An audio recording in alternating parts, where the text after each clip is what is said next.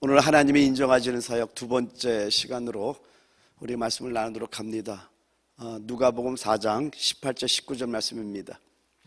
주의 성령이 내게 임하셨으니 이는 가난한 자에게 복음을 전하게 하시려고 내게 기름을 부으시고 나를 보내사 포로된 자에게 자유를, 눈먼 자에게 다시 보게 함을 전파하며 눌린 자를 자유롭게 하고, 다 같이 시작, 은혜의 해를 전파하게 하려 하심이라 하였더라. 아멘.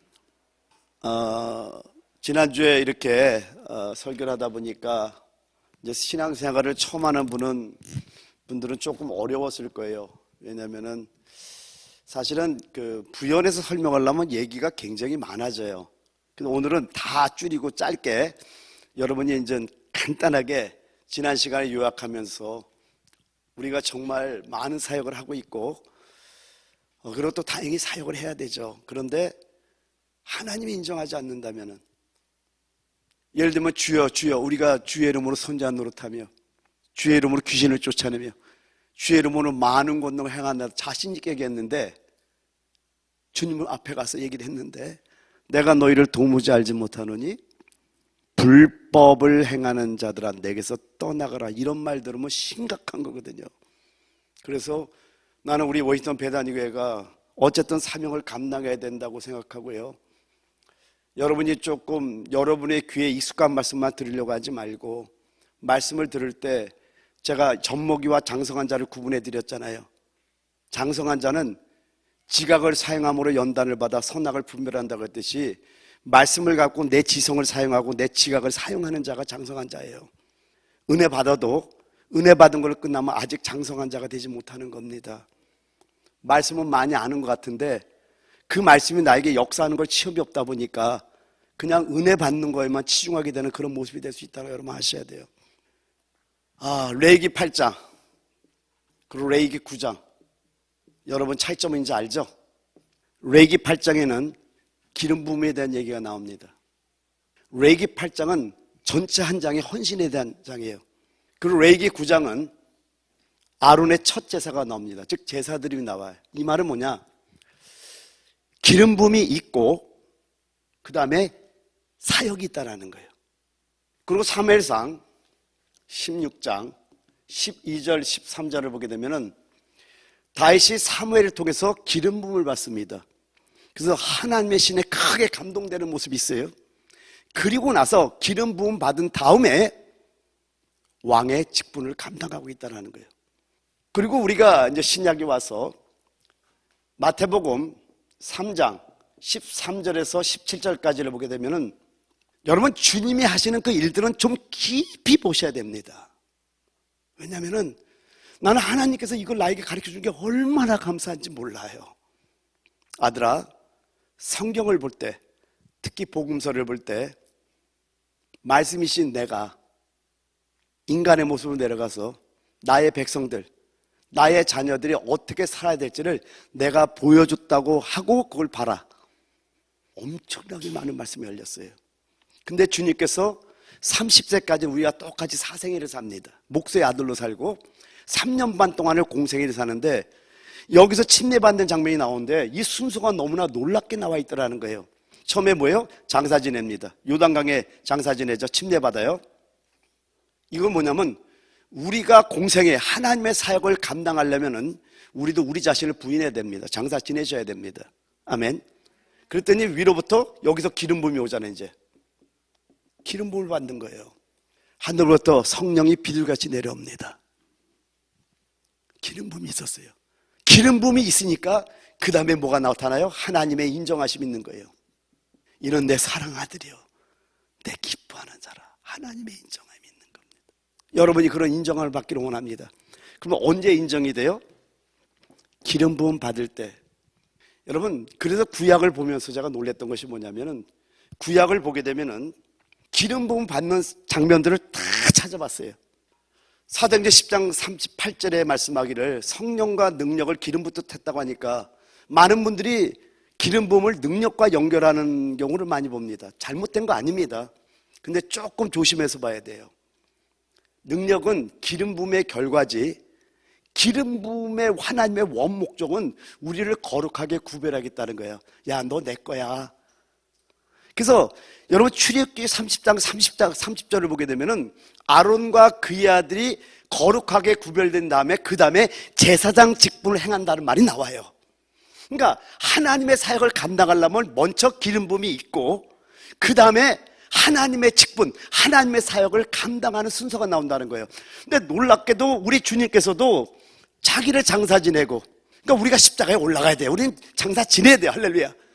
그리고 기름 부음이 있자마자 하늘로부터 기름 부음, 성령이 비둘기처럼 기름을 쫙 붓고 나니까 이는 내 사랑하는 아들이요 내 기뻐하는 자라.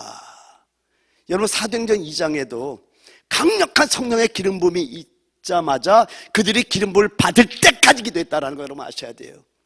그 기름 부음을 받자마자 나가는데 3,000명, 5,000명의 역사가 있어요. 왜요? 나에게는 기름 부음이지만은 그들에게는 능력으로 나타나는 놀라운 역사가 있더라는 겁니다. 오늘 이제 조금 이따 할 거예요. 그리고 주님께서 오늘 누가복음 4장 18절 19절에 기름 부음을 받고 하나님의 인정하심을 받고 사역을 시작하는데 제일 처음 선포한 말씀이 뭔가 했더니 주의 은혜의 해를 전파하게 하려 하심이라. 여러분 누가복음 4장 18절 19절은 이사야 61장 1절 2절을 인용한 말씀입니다. 구약에 이미 예언되어 있던 말씀들이에요. 근데 이 말씀을 보는데 얼마나 불이 오던지 맞네. 여러분 우리가 왜 기름 부음을 받아야 되는지 여러분 깨달으시기 바랍니다. 우리 주님께서도 기름을 받고 처음 사역을 하는데 은혜라는 것은 레위기 25장 8절부터 17절까지 보면 신년에 대한 것이 나옵니다. 여러분 레위기 전체는 신년의 장입니다. 근데 시작이 25장 1절부터 7절까지 보면 안식년이 시작이 돼요. 여러분 그래서 신년이라는 것은 안식년이 7번 지나가고 그럼 49년이죠. 그 다음 해가 신년이에요. 8번째가 신년입니다. 7번째가 아닙니다. 근데 그 신년에는 어떤 일이 벌어졌죠? 자기가 할당받은 분깃으로 받은 기업이 있잖아요. 근데 기업이 가뭄이 온다든가 어려움이 있을 때 이거를 팝니다. 그리고 너무나 어려우면 자신이 다른 사람의 종으로도 팔려가. 근데 신년에는 모든 기업이 그 본인에게로 돌아오고 노예가 됐던 자들이 해방되는 역사가 있는 것이 그 신년의 모습이었다라는 거예요. 근데 여러분 따라합니다. 신약은 곧 신년의 선포다. 여러분 신약이 바로 신년인 거예요. 주님이 복음을 선포하는데 은혜, 신년을 선포했다라는 것은 주의 복음이 가는 곳에 신년의 역사가 이루어진다는 걸 알려주고 있다라는 겁니다. 이 말은 뭡니까? 우리가 원래 사단에 노예됐던 자들이에요. 전부 다 우리 분깃이 하나도 없었던 자들이에요.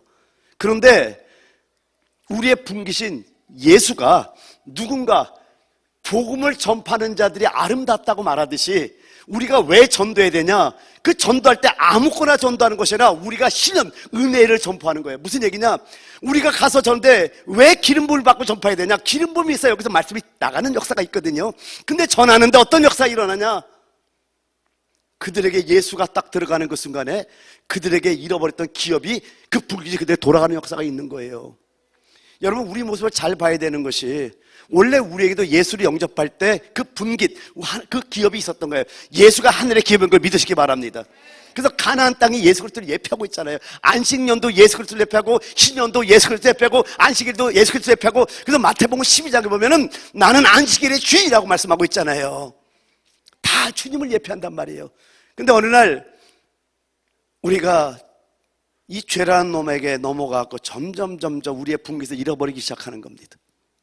그래갖고 다 파는데 정당한 사람한테 팔면은 좀 찾아라도 오지. 우리가 누구한테 팔았어요?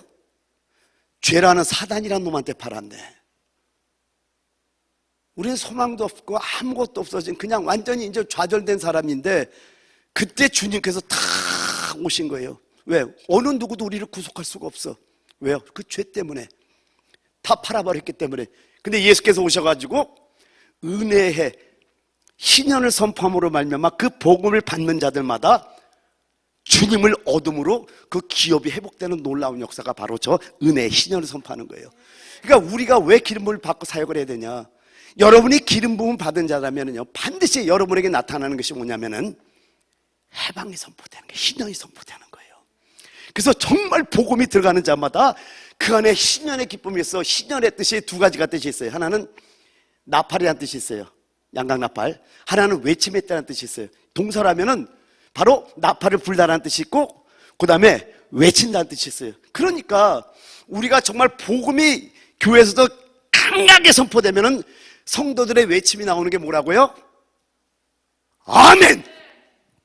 감격으로 나와야 돼. 그 아멘은 누기 옆에 사람 보고 저 사람이 아멘 하니까 내가 안 하면 아유 분위기가 해야 되겠네. 아멘. 이게 아니라 복음이 정말 들어올 때는 내 안에 신년의 기쁨이 오므로 말미암아. 왜요? 내 안에 기쁘신 예수가 들어오는 거잖아요. 그러므로 내 외침 나오는데 그게 아멘 할렐루야 외치는 거, 춤을 추는 거예요. 이게 바로 신년이에요. 그래서 여러분, 기름 부음 없이는 봉사도 사역도 없는 거예요. 우리가 많은 일을 하지만은 교회에서 안타까운 게 바로 그런 부분이었던 거예요. 정말 복음을 알고 정말 생명을 알고 진리를 알게 되면은요, 시험이란 단어가 없어집니다. 그래서 여러분, 사역의 첫째 조건은 뭐냐? 기름 부음이라고 여러분 잊지 마시기 바랍니다. 오늘 또 새롭게 나갑니다. 사도행전 10장 38절 같이 한번 읽습니다. 시작. 하나님이 나사렛 예수에게 성령과 능력을 기름 붓듯 하셨음에 그가 두루 다니시며 선한 일을 행하시고 마귀에게 눌린 모든 사람을 고치셨으니 이는 하나님이 함께 하셨습니다. 아멘. 여러분, 성령이요, 내 몸에 이렇게 임할 때는 이것이 기름 부음이 되는 겁니다. 적셔지는 걸 느껴요. 근데 이것이 다른 사람들에게는요, 능력으로 나타납니다. 성령이 임하면은요, 내가 거룩게 분별되는 거예요. 즉 하나님께서 너는 내가 거룩게 분별한 자라는 인정이 옵니다. 그런데요, 이게 다른 사람에게는 내가 거룩한 분별이 있고 적셔짐이 있고 기름 부음이 있으면은요, 다른 사람의 뭔가 생명과 능력으로 느껴지기 시작하는 거예요. 그러니까 내게는 기름 부음이지만은 나를 대하는 다른 사람들에게는 이게 생명과 능력으로 전달되는 놀라운 역사가 있다는 겁니다. 근데 여러분 따라합니다. 헌신에 문제가 생길 때 사역에도 문제가 생긴다. 능력에도 문제가 생긴다. 여러분, 헌신에 문제가 생길 때 사역에도 문제가 생기고 우리의 모든 능력도 다 이제 소멸되는 역사가 있는 게 왜 그런가 좀 볼게요. 헌신이라는 이 단어를 잘 알아요. 그래서 우리가 헌신은 따로 성경 공부를 해야 됩니다. 한 걸 한 1주나 2주 정도로 따로 공부를 해야 돼요. 깊이 공부를 해야 됩니다. 왜냐하면 보통 성도들 많은, 제가 장로님들까지 목사님들까지 수많은 분들을 만나봤잖아요. 헌신이라는 개념이 없어요. 제가 안 가르쳐드리면은. 그래서 이거는 진짜 가르쳐드려야 되겠다는 생각하는 게, 많은 정말 그 신앙생활을 오래 하신 분들 제가 많이 만나봤잖아요. 누군가는 올바르게 가르쳐야 되는 것이 뭐냐면은요, 사도행전 8장에도 보면은 간다에게 맡은 내시가 성경을 읽지만은 이 뜻을 알아야 몰라요? 나에게 가르쳐주는 사람이 없이 내가 어찌 이해하리요? 그러니까 여러분, 누군가 주의 종이 말씀을 제대로 전달하는 사람이 있어야 된다는 거예요. 근데 헌신한 단어가 시보레로 말레라는 단어입니다. 말레라는 단어예요. 여러분, 위임식의 위임이라는 거, 밀루라는 거 여러분 알죠? 같은 모음은 똑같습니다. 근데 이 말레라는 이 단어, 말레인데 이게 이 단어의 뜻이 뭐냐면은 손을 치우다라는 뜻이에요. 손을 충만케 하다는 뜻입니다. 그래서 레위기 8장에 보면은 헌신의 전체 헌신의 장이잖아요. 거기 보면은 속죄제 순서가 속죄제, 번제, 그 다음에 위임식이 나온단 말이에요. 이 순서가 너무나 좋은. 그러니까 우리가 하나님께 헌신하려면 첫 번째 우리의 죄가 해결돼야 돼. 아멘. 그 다음에 예배 때 성공해야 돼요. 예배 성공하고 난 다음에 귀에 피가 발라지고 오른손 엄지가락에 피가 발라지고 오른발 엄지가락에 피가 발라지는 거예요. 그리고 봤더니 뭔 놈의 뭐 내장과 내장의 기름과 콩팥과 콩팥 기름과 우편 뒷다리와 무교본과 뭐 이걸 손에 가득 채우래. 근데 이게 헌신이에요. 이게 뭐냐면은 이 모든 것들이 다 예수 그리스도를 예표합니다. 쉽게 얘기하면은 우리 손에 예수 그리스도를 가득 채우는 거, 이게 헌신이라는 거예요. 그러니까 율법의 행위로 말미암아 의롭다함을 얻을 육체가 없다고 했듯이, 아무리 율법적인 사람들이 보기에 선한 일을 해도 하나님과는 아무런 관계가 없는 거예요. 오직 하나님은, 자요 따릅니다. 번제, 소제, 화목제, 속죄제, 속건제. 이게 레이기 순서거든. 1장, 2장, 3장, 4장, 5장. 근데 이 모든 것이 다 예수 그리스도를 예표해요. 신약적으로 예물이라고, 구약적으로 제물이라고 합니다. 그러니까 우리는 예배 올 때 신명기 12장에 보면은 12지파가 다 따로 있잖아요. 근데 하나님의 11조를 드린다든가 하나님의 번제를 드린다든가 하나님께 예배를 드리기 위해서는 오직 한 곳, 하나님의 이름을 둔 그곳으로만 와야 예배를 받는다고 말씀합니다. 그리고 또 한 가지는 제물을 갖고 와야 돼. 예물을 갖고 와야 돼. 두 가지가 다 예수를 말씀하는 거예요. 이거를 요한복음 4장 24절에 예배하는 자는 영 안에서 진리 안에서 예배할지니라라고 말씀하고 있습니다. 그러니까 온전히 예배는 첫 번째 어디서 드려야 돼요? 영 안에서 드려야 돼. 할렐루야. 그렇기 때문에 아무리 우리가 지금 느헤미야를 얘기를 하지만 포로된 바벨론에서는 성전이 건축될 수가 없다니까요. 오직 성전은 예루살렘에서만 건축돼야 된다라는 거예요. 왜요? 예루살렘에 하나님이 계시기 때문에. 그러니까 우리는 예루살렘으로 올라와야 되는 겁니다. 근데 여러분, 지금 이 헌신이라는 단어를 봤더니 온전히 손을 치우라고 말씀하잖아요. 그러니까 우리가 영 안에서 오직 주일날 올 때 누굴 가지고 와야 되냐면 예수를 제물로 가지고 와야 돼요. 아니면 예배 안 받습니다. 여러분의 열심으로 하나님 사랑합니다. 우리를 받는 게 아니라 하나님은 예수 그리스도를 제물 삼아서 받음으로 말미암아 여러분이 예수를 체험하고 예수를 누리고 예수를 가져올 때 그 예배를 하나님은 받으시는 거예요. 아멘. 그런데 헌신에 문제가 있을 때 여러분 능력에도 문제가 있고 사역에도 문제가 있다고 했는데 여러분이 아무리 많은 헌신을 한다고 할지라도 예수가 없는 헌신, 예수가 없는, 즉 기름 부음이 없는 그런 헌신에는 어떤 열매도 나타나지 않는다는 거 여러분 깨달으시기 바랍니다. 할렐루야. 그리고 요한일서 2장 20절 같이 한번 씁니다. 시작. 너희는 주께 받은 바 기름 부음이 너희 안에 거하나니 아무도 너희를 가르칠 필요가 없고 오직 그의 기름 부음이 모든 것을 너희에게 가르치며 또 참되고 거짓이 없으니 너희를 가르치신 그대로 주 안에 거하라. 여러분, 기름 부음이 있을 때와 기름 부음이 없을 때를 어떻게 구분할 수 있습니까? 여러분, 이거는 정말 여러분이 체험하고 있을 거라고 저는 믿습니다. 사실은 주일날 이런 설교를 하기는 어려운 건 기름 부음 자체가 뭔지도 모르고 기름 부음을 추구하지 않는 분들에게는 이 설교를 해봤자 이들에게는 굉장히 고통스러운 설교가 됩니다. 그러니까 주일날 이런 설교를 할 수가 없는 거예요. 하고 싶지만은.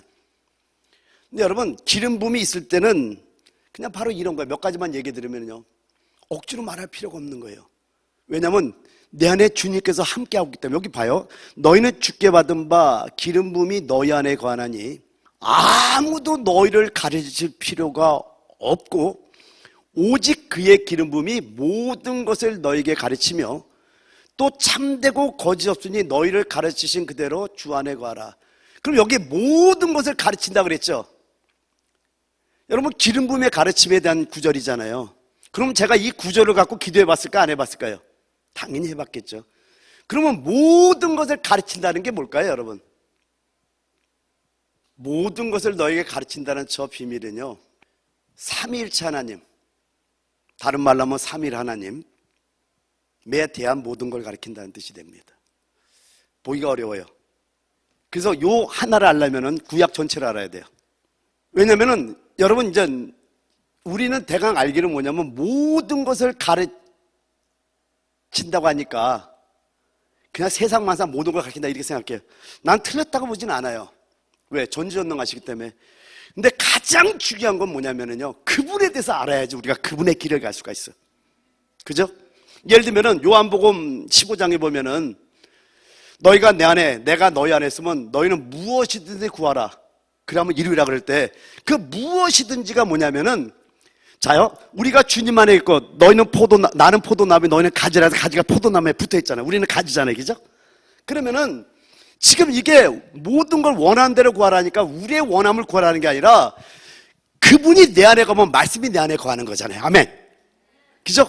그러니까 말씀이 내 안에 거하면은 당연히 말씀이 원하는 원함을 무엇이든지 구하라는 것이지 우리의 뜻을 구하라는 게 아니거든요. 이해가 되죠? 이런 원리가 여기도 숨어 있는 거예요. 그래서 저 모든 것의 의미는 뭐냐면은 삼위일체 하나님의 모든 비밀을 다 알려주겠다는 비밀이 여기 숨어 있습니다. 그러니까 쉽지가 않아요. 모든 성경을 이렇게 보면서 하나님의 원뜻을 우리는 찾아 들어가야 돼요. 근데 여러분, 어쨌든 이것도 이제 기름 부음에 관한 거니까 하나님께 이 말씀을 가지고 모든 말씀을 저는 묻거든요. 오늘도 몇 군데 말씀을 적고 물을 것들을 적어 놓은 게 또 있어요. 이렇게 기도하면서. 오늘 읽는 성경이 어디죠? 고린도서 4장부터 5장 8절이에요. 근데 이게 엄청나게 중요하게 뒤에 설교가 나옵니다. 그리고 시편은 120편에서 131편입니다. 여러분 매일매일 성경을 읽고 시작하라니까요. 아니면 계속 놓쳐. 그러니까 놓친 거 따라가지 말고 내일은 내일 거부터 읽어요. 또 오늘 거부터 읽지 말고. 그래야지 따라갑니다. 그래서 하여튼 계속 읽어 나가야 돼요. 그래서 제가 여러분과 같이 하면서 하여튼 말씀에 좀 들어가려고 하는데, 기름 부음이 있게 되면은요 그냥 힘들어 말하지 않게 되는 거예요. 그냥 말에 힘이 있는 겁니다. 솔직히 여러분 기름 부음이 있으면 제가 느낍니다. 그래서 오늘도 뭔가 몸이 좀 피곤하고 하나님께 저기 뒤에서 기도한 게 뭐냐, 하나님 오늘 기름 부음에 대해서 설교를 하려고 그러는데 하나님이 인정하전 사역하기 위해서 지금 우리 성도들이 기름을 부어야 되는데 하나님 내가 너무 몸이 좀 피곤해지네요. 갑자기 왜 이래요? 기름 부음이 없는 겁니까? 라고 물었어요. 근데 다행히 지금 설교를 하니까 몸이 피곤해도 뭔가 주님이 역사하는 걸 제가 느낀단 말이에요. 이걸 제가 안다니까요. 근데 여러분 기름 부음이 없을 때는 어떤가 하면 쉽게 하면 여러분 바람바지 타여 있죠. 그것처럼 뭔가 바람이 혹 빠진 것 같습니다. 그리고 말을 한번 할수록 뭔가 공허함을 느끼는 거예요. 뭔가 이게 뭐가 새 나가는 것 같아. 그리고 막 처지는 거예요. 여러분 이거 못 느껴봤어요? 논리적으로 맞는 얘기를 하는 것 같은데 뭔가 여기서 힘이 안 나는 거예요. 근데 기름 부음이 있을 때는요 말은 간단한데 놀랍게 막 은혜가 되고 내가 막 힘이 생기고 말에 막 권능이 많은 걸 느낀다라는 겁니다. 여러분 그래서 여러분 기름 부음이 있으면은요 권세, 권위, 권능을 느낍니다. 예를 한번 들어볼게요. 요한복음 12장 48절에서 50절을 보면은 주님께서 이렇게 말씀합니다. 나를 저버리고 내 말을 받지 아니하는 자를 심판할 이가 있으니 곧 내가 한 그 말이 마지막 날에 그를 심판하리라. 누가 심판해요? 말이 심판해. 그 말씀이 심판하는 거예요.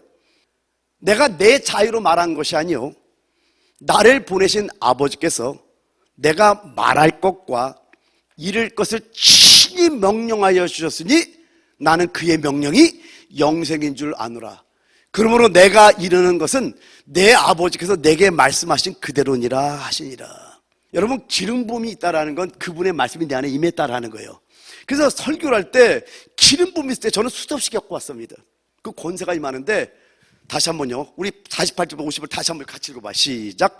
나를 저버리고 내 말을 받지 아니하는 자를 심판할 리가 있으니 곧 내가 한 그 말이 마지막 날에 그를 심판하리라. 내가 내 자유로 말한 것이 아니오 나를 보내신 아버지께서 내가 말할 것과 이룰 것을 친히 명령하여 주셨으니 나는 그의 명령이 영생인 줄 아노라.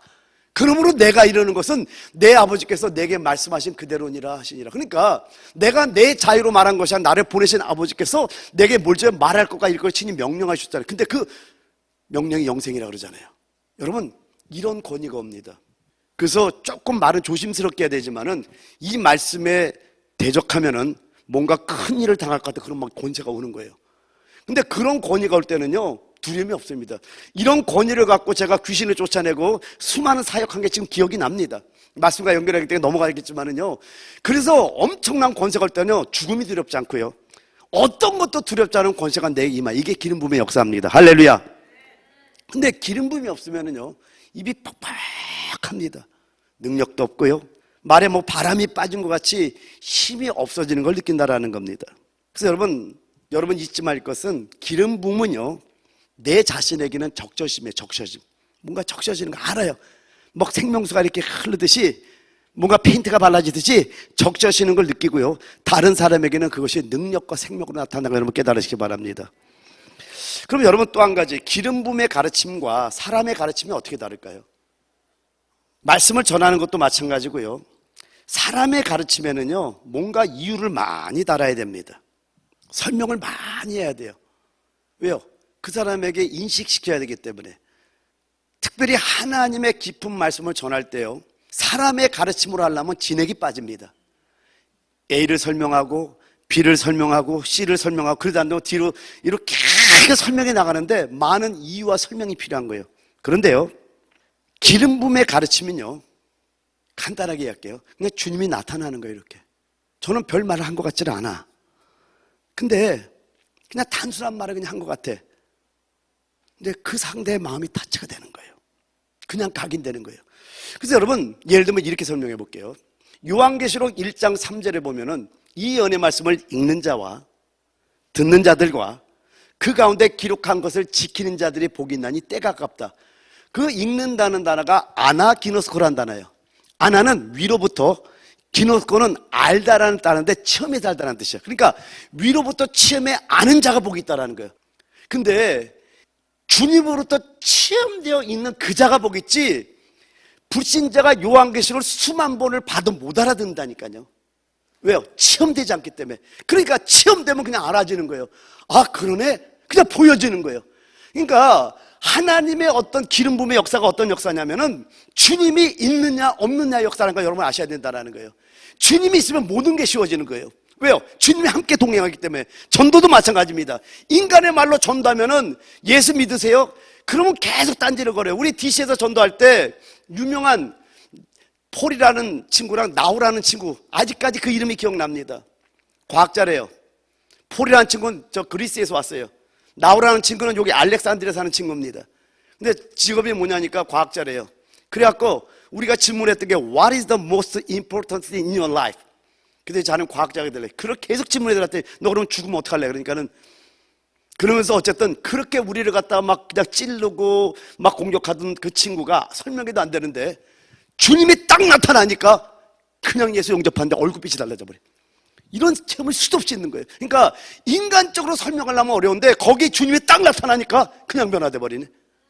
인간적인 가르침은요, 사람의 가르침은 이유도 돼야 되고 설명도 해야 되고 막 여기저기 막 이 부연 설명이 많은데 그냥 주님이 나타나면은요, 나는 별로 할 만한 많은 말을 한 것 같지가 않아. 그럼 뭐 머리 대단한 것 같다. 근데 그냥 그분이 탁 타치돼갖고 아멘. 그래서 아니 왜 이렇게 쉽게 받아들여? 그러니까 몰라요, 뭐가 느껴져요. 주님이 나타난 거예요.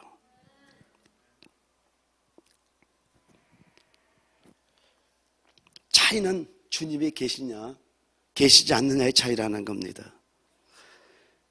여러분, 그래서 여러분이 하나님을 위해서 사역할 때 기름 부음이 있는가 없는가를 좀 살펴보셔야 됩니다. 여러분이 성령에 적셔지는 느낌을 항상 점검해 보셔야 돼요. 어떤 논리에 빠져가지고 옳고 그름에만 치우쳐서는 안 된다라는 겁니다. 이게 바로 선악과입니다.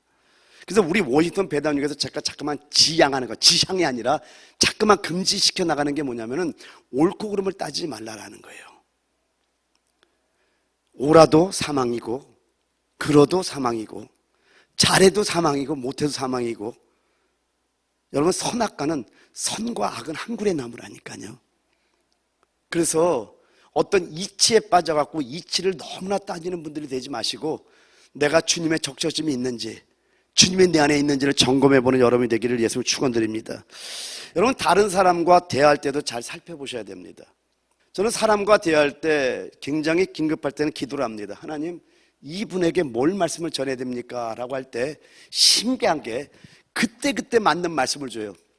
우리 집사람이랑 저랑 함께 있는 분들이 놀라는 게 뭐냐면은 그때그때 놀랍게 하나님 말씀을 탁 주시면 그걸 딱 던져주면 그 사람 치유되는 역사가 수도 없이 있습니다.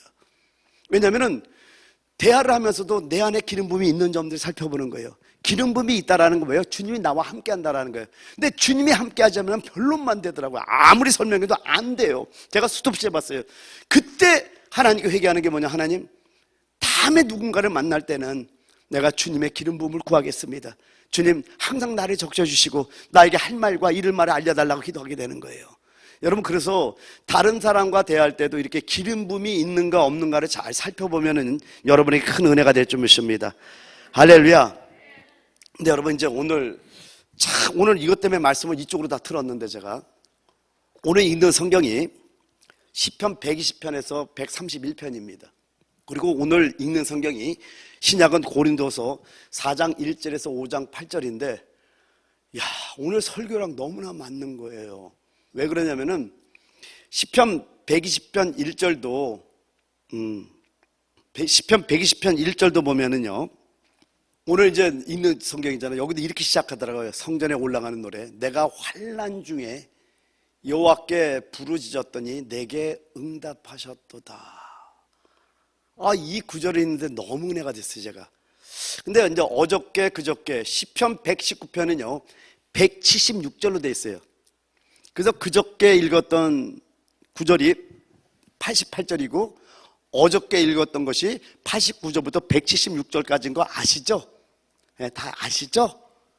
다들 이럴 때는 조금 이렇게 눈빛들이 그랬었고, 근데 여러분 시편 119편이 왜 중요하냐면요 기름 부음의 원리가 여기 숨어 있단 말이에요. 이거는 이 인생을 거의 다 살고 이제 많은 걸 체험을 하니까 보이는 것들이에요. 전에는 보이지 않았던 것들이 이제 엄청난 것들이 보여요. 그런데 여러분 고린도서 4장 12절에 말씀하죠. 그런즉 사망은 우리 안에서 역사하고 생명은 너희 안에서 역사하느니라. 무슨 말이에요? 사망이 우리 안에서 역사할 때 생명이 다른 사람 안에서 역사한다는 뜻입니다. 이게 기름 부음의 원리야. 오늘 너무 벅차가지고 말씀을 읽다가 오늘 하루 만에 이걸 다 설교를 준비하려니까 근데 막 너무너무 은혜가 되니까 하고 싶은 게 뭐냐면요 이제 구약과 신약을 연결해서 볼게요. 이제 오늘 구약 119편은 어떤 시편이냐면요 이 시편 기자가 엄청난 환난을 겪고 그리고 쓴 시가 시편 119편이에요. 즉 풀무불을 통과한 시편이 시편 119편입니다. 근데 거기서 몇 군데 하여튼 시편 119편은 1절부터 176절까지 다 중요해. 몇 번 읽어도 제가 이거 수도 없이 읽어봤거든요. 몇 번 읽어도 읽을 때마다 은혜가 돼. 근데 어저께 그저께는 정말 너무 벅차가지고 읽다가 막 동그라미 치면서 읽었어요. 제가. 근데 몇 군데만 한번 볼게요. 한번 시편 기자가 그 엄청난 환난을 통과하고서 이 시편을 쓴 걸 알고 우리가 한번 봅시다. 먼저 시편 119편 50절에 보면은요 이 말씀은 나의 고난 중에 위로라. 주의 말씀이 나를 살리셨기 때문이니다. 저의 고백이거든요. 말씀이 없었으면 어떻게 될까? 환난을 창조하고 어둠을 창조하도 하나님 말씀하시고 환난 속에 집어넣어버린 하나님을 보고 여러분은 이해 못할 거예요. 제 지금 입장을. 저는 죽음까지 갔다 온 사람이에요. 근데 말씀이기 때문에 말씀을 붙잡고 기도하는. 근데 오늘 시편 기자가 이 말씀은 나의 고난 중에 위로라. 주의 말씀이 나를 살리셨기 때문이다. 엄청난 환난이 불어도 그 말씀이 딱 나를 붙잡고 있으니까 그 말씀 때문에 일어나는 거예요. 67편에 말씀합니다. 67절에 고난당하기 전에는 내가 그릇 행하였더니 이제는 주의 말씀을 지키나이다. 맞죠? 하나님 왜 고난을 줘요? 사랑이에요. 그래서 제가 여러분에게 엄청난 말씀이 하나 선포될 거예요. 사랑의 징계라는 말씀 준비하고 있는데 여러분 대박 터질 겁니다. 지금. 왜요? 고통 중에 준비한 말씀이기 때문에. 여러분 하나님의 사랑의 징계가 얼마나 정말 심각하냐면요 하나님의 사랑의 징계 우습게 보지 마세요. 근데 그게 정말 사랑이에요. 왜? 우리를 너무너무 사랑해 주는 그 징계를 여러분 그 설교를 들으면 많이 은혜가 될 겁니다. 제가 눈물을 썼기 때문에. 고난당하기 전에는 내가 그릇 행하였더니 이제는 주의 말씀을 지키나이다. 71절 고난당한 것이 내게는 유익이라. 이로 말미암아 내가 주의 율례들을 배우게 되었나이다. 고백의 느낌이 옵니까? 그리고 92절 주의 법이 나의 즐거움이 되지 아니하였다면 내가 내 고난 중에 멸망하였으리이다. 얼마나 고난이 극심했는지 아시겠죠? 이제 고난을 극복하면서 이제 고백의 말이 이제 어떻게 변화되나 보죠. 이제 101편입니다. 101절입니다. 너무나 많은 내용이지만 몇 가지만 제가 뽑아온 거예요. 내가 주의 말씀을 지키려고 발을 금하여 모든 악한 길로 가지 아니하였사며. 고난받은 다음에 이제 변화가 있죠. 주의 말씀을 지키려고 발을 금하여 모든 악한 길로 가지 아니하였사며.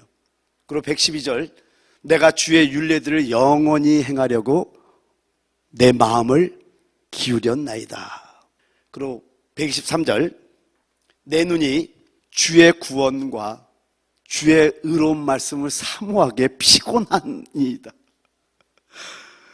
내 눈이 주의 구원과 주의 의로운 말씀을 사모하게 얼마나 사모하고 쳐다봤으면 피곤할 정도로 피곤하니이다. 그리고 127절. 그러므로 내가 주의 계명들을 곧 순금보다 더 사랑하다. 얼마나 말씀을 사랑하는지 보이죠? 근데 여러분, 좀 더 재미있는 말씀이 131절에 나옵니다. 내가 주의 계명들을 사모함으로 내가 입을 열고 헐떡였나이다. 이런 표현도 있더라고요. 제가 조금 더 연결해서 보죠. 이제 뒤로 133절입니다. 나의 발걸음을 주의 말씀에 굳게 세우시고 어떤 죄악도 나를 주관하지 못하게 하소서. 철저히 죄를 배격합니다. 죄를. 그 136절. 그들이 주의 법을 지키지 아니하므로 내 눈물이 시냇물같이 흐르나이다. 자기 죄만 관심하는 게 아니에요. 이제 지체들의 죄, 거기서 눈물을 흘리기 시작합니다. 왜요? 깨달았거든. 그들이 주의 법을 지키지 아니하므로 내 눈물이 시냇물같이 흐르나이다. 하나님, 나도 내 환난 속에서 내 죄를 해결하려고 하나님 많은 환난을 통해서 이제 하나님의 말씀을 내가 깨닫고 말씀을 사모하고 내 눈이 피곤할 정도로 말씀을 갖다가 이제 들여다보고 하나님, 내 입이 막 주님의 말씀 너나 읊조리고 있는데 연약한 자들까지 기도하기 시작합니다. 그리고 시편 119편 143절에 말씀하기를요, 환난과 우환이 내게 미쳤으나 주의 계명은 나의 즐거움이니이다. 이 환난이라는 단어는 히브리어로 차르라는 단어예요. 저 환난, 차르라는 단어는 육체적 고통을 의미하고요. 그 다음에 우환이라는 단어는 히브리어로 마초크라는 단어인데 이건 심적 고통을 말씀합니다. 그러니까 내게 육체적 고통과 심적 고통이 내게 미쳤어. 그러나 주의 계명은 나의 그래도 즐거움이라는 거예요.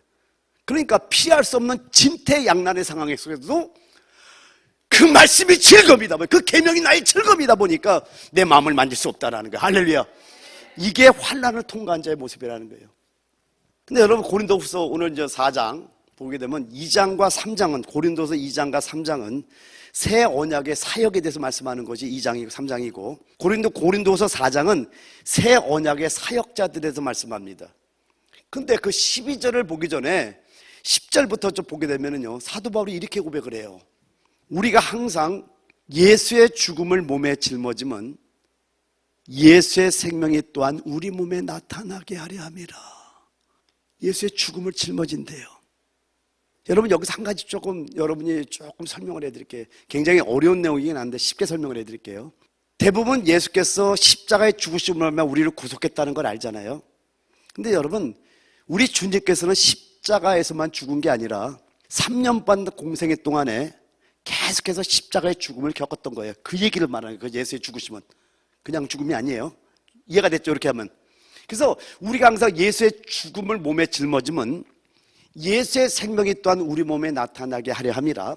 우리 살아있는 자가 항상 예수를 위하여 죽음에 넘겨짐은, 그러니까 주님께서 십자가에 딱 죽은 게 아니라 공생애 동안에 예를 들면 어머니를 통해서, 아니면 자기 제자들을 통해서, 아니면 우리 주님의 형제들을 통해서 계속해서 십자가의 죽음을 겪었던 거예요. 그러면서 십자가로 가셨던 거예요. 왜? 주님은 죽으러 오셨기 때문에. 그게 모략의 비밀 아닙니까? 그러니까 이렇게 주님께서 삶이, 주님의 공생의 삶이 십자가를 지는 죽음의 삶을 살았듯이 우리 살아있는 자가 항상 예수를 위하여 똑같이 가겠다는 거예요. 죽음에 넘겨지면 예수의 생명이 또한 우리 죽을 육체에 나타나게 하려 함이라. 그런즉 사망은 우리 안에서 역사하고 생명은 너희 안에서 역사하느니라. 여러분, 진정한 기름 부음이 어디서 오는지를 저는 알았던 거예요. 고린도서 4장의 비밀은 뭐냐면 죽음에 있지 않고 부활에 있습니다. 이거 뒤에 나와요. 초점이 부활에 있어요. 우리가 죽어야만이 그 다음에 부활이 있어요. 부활은 뭐예요? 자, 예수라는 그 이름은 말씀이 육신되어 오셨어요. 그죠? 그리고 인생을 사셔요. 십자가에 못 박힐 때가 예수예요. 왜요? 인성관계이기 때문에. 그리스도는 부활과 승천하게 됩니다. 자, 이렇게 십자가에 딱 못 박히고 죽는 순간에 하나님께서 그리스도 기름 부음 자 받은 자를 뜻이에요. 기름을 부어요. 거기서 부활의 역사가 일어나는 거예요. 여러분, 우리가 사망을 왜 통과해야 되냐면 사망을 통과함으로 하면 우리의 불순물이 다 빠져버려요. 십자가 통해서 우리의 모든 죄악들이 다 빠져버려요. 그러면서 그 온전히 빠져버림으로 말미암아 우리에게 하나님께서 기름을 붓는데, 통과하고 나니까 알겠는 거예요. 제가 이거였구나. 감격을 해서 말씀을 읽다가 지금 제가 설명은 잘 못해. 내 안에는 있어. 들어와보면 알아. 와, 이거구나. 기름 부음이라는 게 그냥 기름 부음가 아니라, 이래서 우리에게 환난을 허락하시고 우리에게 그냥 불을 통하게 하는 이유가 뭐냐면, 우리의 모든 불순물을 빼는 그 십자가를 통해서 모든 걸 다 빼는 작업을 하시는 거야. 할렐루야. 그리고 딱 그 다음에 부활로 우리에게 기름을 부어버려. 그리고 그 부활의 생명 속에서 말씀을 전할 때 그 말씀이 성도들을 갖다 전부 다 막 말씀에 생명이 들어가면서 예수가 들어가면 그들이 사단에게 노예됐던 자들이 해방되는 놀라운 역사가 우리 말을 통해 기름 부음을 통해서 막 역사가 이루어지는 거예요. 나만 이루어지는 것이 아니라 상대들에게도 다 이루어지는 역사가 있다는 거예요. 그러니까 기름 부음은 내게는 뭐예요? 적셔짐이에요. 적셔짐. 근데 나를 만나는 자들에게는 그것이 막 능력으로 나타나고 그들을 구원을 하고 해방시키고 사단의 노예로부터 막 풀어주는 놀라운 역사, 여러분들 난 일어나기를 원합니다.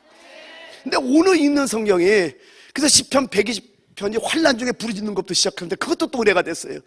근데 어저께 그저께 시편을 읽으면서 많이 눈물이 나오면서, 고린도서 1장 1절부터 2장 10절까지가 서론입니다. 성경 중에 가장 긴 결론은 로마서, 지난번 로마서 결론 설교했죠? 로마서 5장 14절부터 6장 16장 17절, 로마서 15장 14절부터 16장 17절이잖아요. 근데 고린도서는 또 서론이 가장 긴 성경이 고린도서입니다. 근데 난 사도 바울의 그 마음이 너무나 막 이해되는 게, 읽다가 막 울었어요. 사실 왜? 이게 내 모습이었거든요. 고린도 교인들에게 막 책망했잖아요. 그래 놓고 근심하는 거야. 디도가 올 때까지 못 견뎌하는 거예요. 왜? 책망을 해놓고 왔는데, 근데 디도가 딱 와갖고 그들이 회개했다는 소식을 들으니까 기뻐갖고 쓰는 게 고린도 후서거든. 내 마음이 그대로 들어가 있더라고요. 여러분들 책망할 때 진짜 이기는 자 만들려고 미친 자를 막 책망하고 그랬던 건데, 은혜 받을 때는 은혜 받는다고 하다가 상처받으니까 완전히 그게 다 독이 돼서 나오는 걸 보면서 내가 많이 부족해서 그런 건 압니다. 그러나 막 그런 마음들이 막 나에게 그냥 그대로 막 비춰지니까, 그래서 고린도후서는 사도 바울의 간증책이라는 별명이 있잖아요. 간증에 대한 얘기가 쭉 난단 말이에요. 살수만까지 끊어지고 막 쭉 난단 말이에요. 그런데 고린도후서 4장이 새 언약의 사역자들에서 얘기를 하는데, 여러분, 우리가 주님의 사역을 감당하는 자들로서 사망이 우리 안에서 역사해야 돼요. 근데 옛날에 구했던 건 뭐냐면은, 보이는 능력을 구했던 내 모습이 보이는 거예요. 이제는 안 거예요. 진정한 능력이 무엇인지를 깨닫는 거예요. 그렇구나. 이런 환난과 이런 고난과 역경을 지나가면서 살소만까지 끊어진 그 길을 가게 하면서 결국은 그 가운데서 나를 살리시는 하나님만 의지하게 하면서 계속해서 교만하지 않고 기름 부은 하나님의 놀라운 역사가 여기 있구나 하는 걸 알게 된 거예요. 사랑하는 성도 여러분, 여러분이 주님의 사역자가 되려면은요, 고난을 두려워서는 안 됩니다.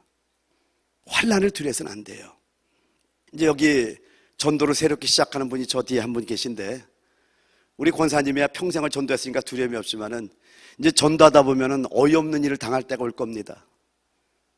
욕도 먹어보고요, 뭐 짐승 취급도 받아보고요. 그런데요, 그런 환난을 통해서 우리는 단단해지는 겁니다. 여러분, 주님의 새 언약의 사역자들 되시길 축원드립니다. 자, 또 한 가지 여러분 보면은요, 기름 부음은요, 여러분 자신의 체험만을 위한 것이 아니라 몸을 위한 겁니다. 시편 133편 3절까지 있죠. 여기에 이렇게 말씀합니다. 보라, 형제가 연합하여 동감이 어찌 그리 선하고 아름다운고, 머리에 있는 보배로운 기름이 수염, 곧 아론의 수염에 흘러서 그의 옷깃까지 내린 같고, 헐몬의 이슬이 시온의 산들에 내린 같도다. 거기서 여호와께서 복을 명령하셨느니 곧 영생이로다 라고 말씀합니다. 근데 여기 보면요, 보라, 형제가 연합하여 동감이 어찌 그리 선하고 아름다운 거.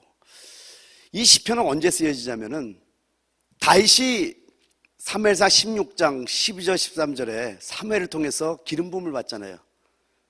이걸 사울이 모를까요, 알까요? 안 거예요. 그래서 다윗을 죽이려고 할 때 사무엘상 22장에 보면은 아둘람굴에 숨는 사건이 나오잖아요. 그때 400명의 다윗을 따르는 자들 봤더니 환난 받는 자들, 빚진 자들, 하여튼 뭐 이런 우리가 볼 때 전혀 볼품없는 자들이 다 다윗을 따라갑니다. 근데 이 시편 133편은 요한계시록 21장, 22장 거룩한 성 제1회선이 건축된 걸 보고 쓰는 그런 성경과 같습니다. 우리 주님께서 말씀합니다. 우리 주님은 의인을 부르는 것이 아니라 죄인을 부르러 왔다고 말합니다. 여러분, 의인이라고 생각하는 사람들은 주님을 찾아오질 않아요.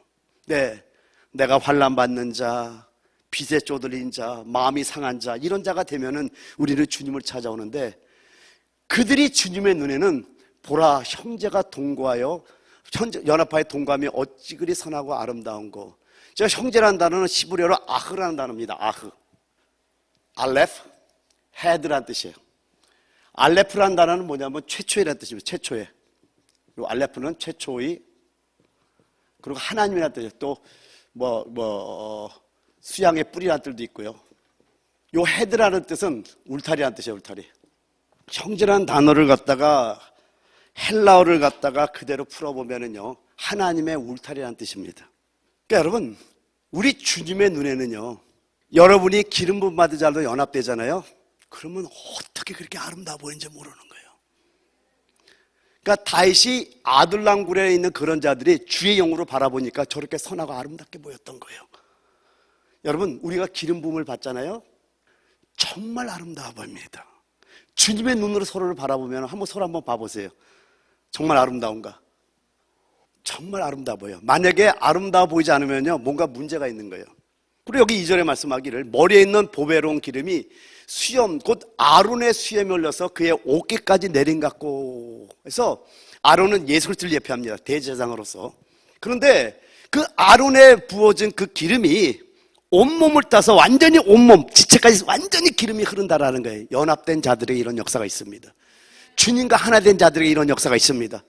그리고 3절에 말씀하기를 헐모래 이슬이 시온의 산들에 내린 같도다. 거기서 여호와께서 복을 명령하셨나니 곧 영생이로다. 여러분, 시온이 뭔 절인지 여러분 아시죠? 저 시온은 다윗성이 세워진 곳이 시온이고요, 예루살렘에 있는 곳이 시온이고, 우리 주님께서 십자가에 못 박힌 곳이 바로 저 시온입니다. 그리고 아브라함이 이삭을 바쳤던 모리아산이 바로 저 시온이에요. 여러분, 헐몬의 이슬이 시온의 산들에 내린 것 같도다. 거기서 여호와께서 복을 명령하시고 영생이로다.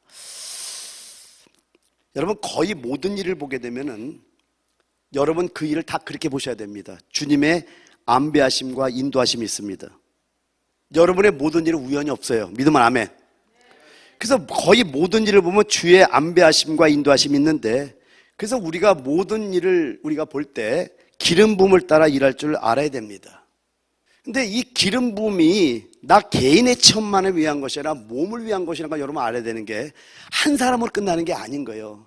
오래전에 제가 뉴욕에 플러싱 집회를 갔을 때, 그 전에 굉장히 은혜를 받았나 봐. 그래서 제가 다시 초청을 받아서 갔을 때 나는 아직도 기억이 납니다. 그날이 설교 노트를 폈는데 3일인가 제가 부흥회를 인도하는데 한 번도 이 설교 노트를 피지를 못했어요. 이걸 읽지를 못했어요. 그냥 주님이 입을 딴 데로 돌리는데, 근데 이제 그때 좀 굉장히 성령과 민감할 때인데, 이거는 뭔가 하나님의 뜻이 있나 보다 해서 그냥 설교를 하기 시작. 근데 이건 주의 종들에게 하는 말씀인데, 여기 좀 일반 집회였거든요. 근데 이게 왜 이런 말씀이 자꾸만 나가지? 근데 끊을 수가 없어요. 그 설교를 했습니다. 알고 봤더니 뒤에 앉아있는 분들이 전부 다 목사님들이었던 거예요. 좀 내 얘기를 좀 우습긴 하지만은, 저를 초청한 분이 이 세계 날까 말까 목사님 오셨다고 해가지고 목사님들 다 불러온 거예요. 그러니까 전부 다 목사님. 그러니까 저도 놀랬던 거예요. 이게 바로 몸을 위한 기름 부음의 가르침이라는 겁니다. 무슨 얘기냐면은 목회자들이 드려야 할 말씀이 있잖아요. 그러니까 주님께서 입을 털어가지고 설교를 준비해 왔는데, 이것도 내가 기름 부음으로 준비한 거예요. 정말 하나님께 뭘 전해. 근데 이거보다 더 중요한 저들이 있다 보니까 하나님께서 막 말씀을 전하는데, 그래서 따르면 성령은 현재성이다. 그때 사람에 맞게 하는 역사하는 거 여러분 믿으셔야 됩니다. 그리고 뉴욕이 이제 다른 지역인데, 거기도 누굴 소개해서 이제 부흥회를 갔는데, 아직도 기억나는 것은 뭐냐면은 강단에 딱 섰는데 입을 아무리 열려도 입이 안 열려. 무슨 말을 해도 이제 부흥회 시작 날인데 아무리 입을 열려고 별 이렇게 노력을 다해도 안 돼요. 그래서 할렐루야 해도 할렐루야가 안 나와. 큰일 났네. 속으로 이제 큰일 났네. 왜 입이 다쳤지? 그래갖고 이제 제 성격이 또 그래도 이렇게 좀 I형이다 보니까 대처한 게 뭐냐면은 애따 모르겠다 이제 한 게, 아니 이게 왜 이래요? 이게 제일 먼저 설교예요. 그러니까 그때 말씀이 풀어지더라고. 이 교회 왜 이래요 이거? 왜냐면 말이 안 나가니까. 그러고 설교를 했어요. 그러니까 여러분도 오해하지 말라는 게 그거예요. 저는 그 교회 아무것도 몰라. 그냥 어떤 분 어디 장소에서 어떤 분을 통해서 사모님을 통해서 소개받고 그냥 간 것밖에 그 교회 단 1도 몰라요. 그런데 주일날 한 70여 명 모였는데 그 성도가 많네 했더니 그게 아니라 은혜 받은 분들인데 그 교회 성도들은 몇 명 안 되는 거예요. 교회가 거의 깨지려고 했던 그런 순간입니다. 그런데요, 성도들이 하는 얘기가 뭐냐면, 목사님, 우리 교회에 대해서 누가 얘기해 주셨습니까? 왜 그러신데요? 우리 교회 내용까지 알고 설교를 하고 있다는 거예요, 지금. 나는 그거에 대해서 하나도 모릅니다. 성령 역사하는 거죠. 이게 바로 몸을 위한 기름 부음입니다. 여러분, 내가 기름 부음에 대한 체험을 하게 되면 나의 거룩함으로 분별되는 걸로 끝나는 것이 아니라 나의 거룩함이 그대로 몸과 연결되는 걸 여러분 깨달으시기 바랍니다. 지금 아론에 부은 기름이 온몸에 내려오듯이 우리가 누군가가 기름 부음이 있으면은요, 그 기름 부음을 통해서 우리 교회 전체가 기름 부음이 흘러가는 거예요. 그래서 우리가 부정적인 말, 소극적인 말을 자꾸만 없애가야 되는 이유가 뭐냐면은 그 말은 영이기 때문에 말에 능력이 있습니다. 그런데 누군가 주의 기름 부음을 통해서, 그래서 여러분 여기서 한 가지 알아야 되는 건 뭐냐면은요, 기름 부음이 있을 때 말씀이 있는 거예요. 믿으면 아멘합니다. 제가 두 군데 다 기름 부음을 통해서 말씀이 틀어졌잖아요. 한 군데는 아예 말씀이 틀어진 거고 한 군데는 아예 말이 안 나왔는데 이게 왜 이러면 시작했는데 그냥 나오는 대로 조조조조 있는 말씀을 했는데 끝나고 나는데 이 성도들이 놀란 게 뭐냐면 거기서 교회가 다 치유가 됐던 거예요. 완전 회복이 됐던 겁니다. 그러니까 성령께서 그 몸을 세우는 놀라운 역사를 했다라는 겁니다. 그러니까 여기서 우리가 한 가지 알 수 있는 게 뭐예요? 결론적으로 갑니다. 기름 부음을 떠나서는 하나님을 섬길 수 없다라는 겁니다. 여러분, 우리가 하나님을 섬기고 사역하는 것은 기름 부음이 있는 만큼 하는 겁니다. 기름 부음을 넘어서서는 안 된다라는 거예요. 오히려 기름 부음을 떠나서 우리가 사역을 하게 되면 하나님의 일을 방해할 수도 있다라는 겁니다. 사람들에게 도움이 될 수 없다는 걸 여러분 깨달으시기 바랍니다. 그러면 기름 부음을 받으려면 어떻게 해야 될까요? 자신을 하나님께 드려야 됩니다. 여러분, 모든 사역과 봉사는 거룩한 분별로부터 시작되는 거예요. 하나님께서 여러분에게 기름을 붓는 것은요, 여러분이 하나님께 속한 자임을 증명하기 위함이라는 겁니다. 그래서 기름 부음이 있다면은 내 자신은요, 그 일을 한 것이 주께서 하라고 한 것을 내가 느껴요. 기름 부음이 있으면 반드시 느껴요. 여러분 믿죠? 근데 이것이 다른 사람에게는 능력으로 나타나는 겁니다. 자, 다시 한번 강조합니다. 능력은 여러분이 생각하는 그런 능력이 아니면 오늘 아셔야 돼요.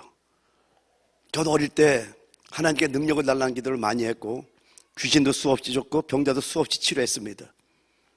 그러나 나는 여러분에게 정직하게 고백할 수 있어요. 내 안은 달라지지 않는 걸 저는 알고 있었어요.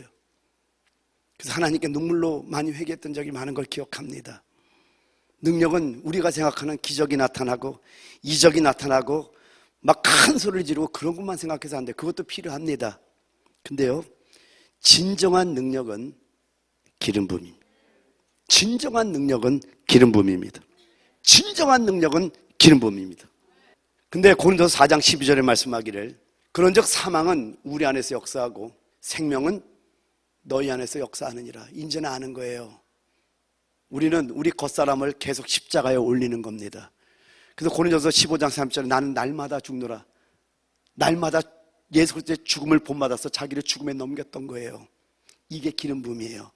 그래야지 그리스도 기름 부음 받은 자의 사명을 우리가 감당할 수 있는 겁니다. 말씀을 여러분에게 전하지만은 정말 우리 워싱턴 배단 교회가 하나님께 거룩하게 분별된 교회가 되기를 원합니다.